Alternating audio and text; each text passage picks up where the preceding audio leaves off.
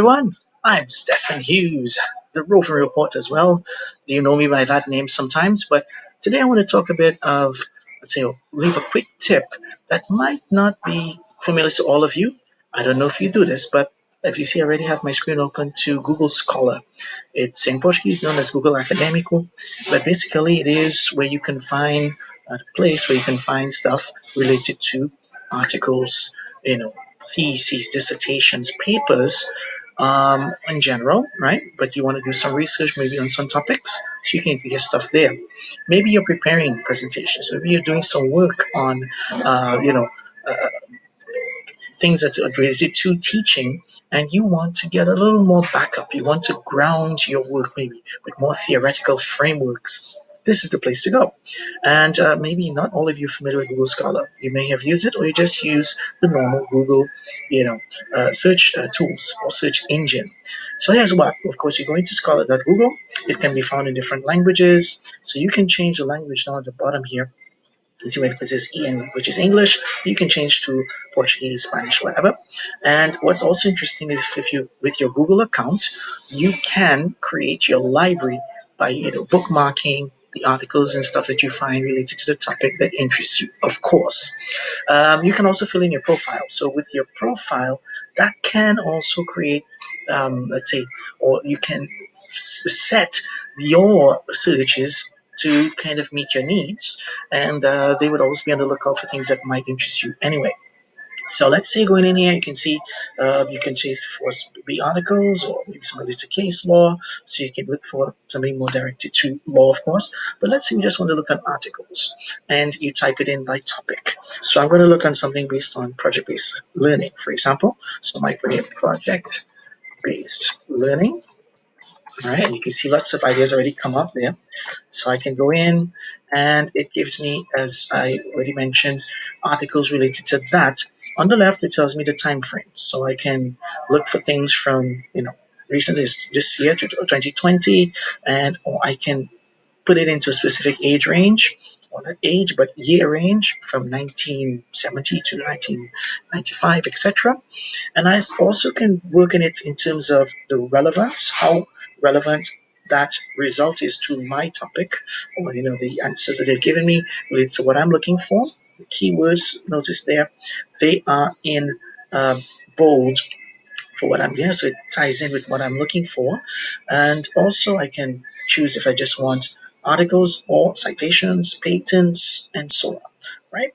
What else I can see? I can create an alert. So maybe I haven't found what I was looking for. So I go there and create an alert. So the next time something does come up, I get this notification in my Google account, either through my email or just when I open up my log into my account on Google, I will get this notification. Right? Another thing you see here, as I mentioned, the keywords or it ties in what you're looking for with the words in bold. And what might be interesting is, of course, to see it rates them by the number of sightings that this article gets. So the most cited is at the top here, right?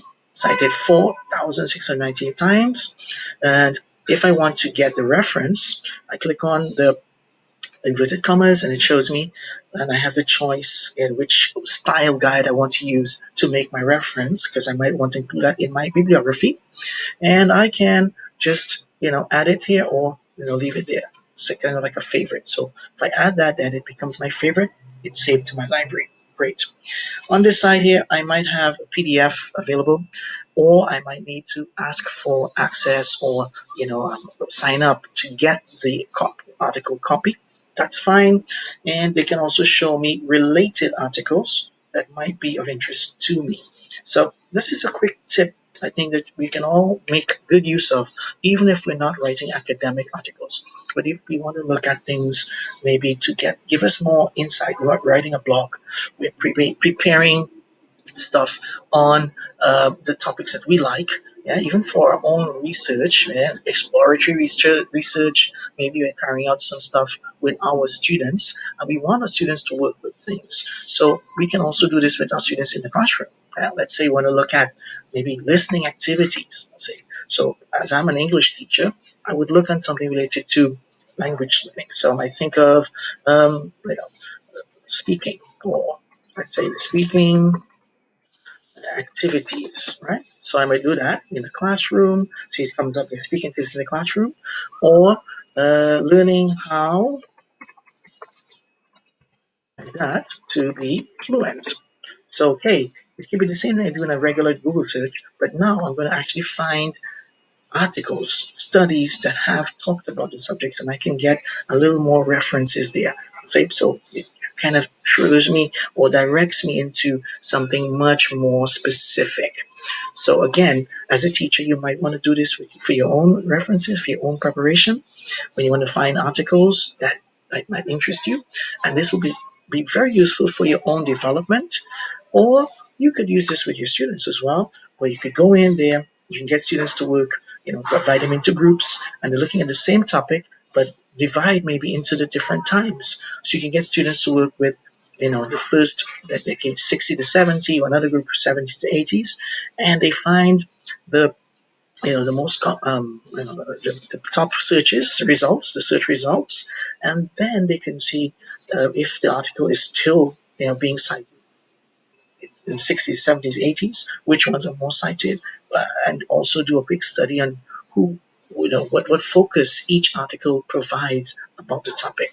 So that could be an interesting ongoing discussion with your students in the future. Who knows, right? So it's an alternative way to do some research with your students. And this is a wonderful skill for all of us, I believe, not just teachers, but students, in terms of finding information, dealing with what we call information literacy, and also looking at developing our searching skills and a critical analysis of information. So we get, of course, to go back and the articles we find or searches we come up with can become really points of discussion for all of us involved.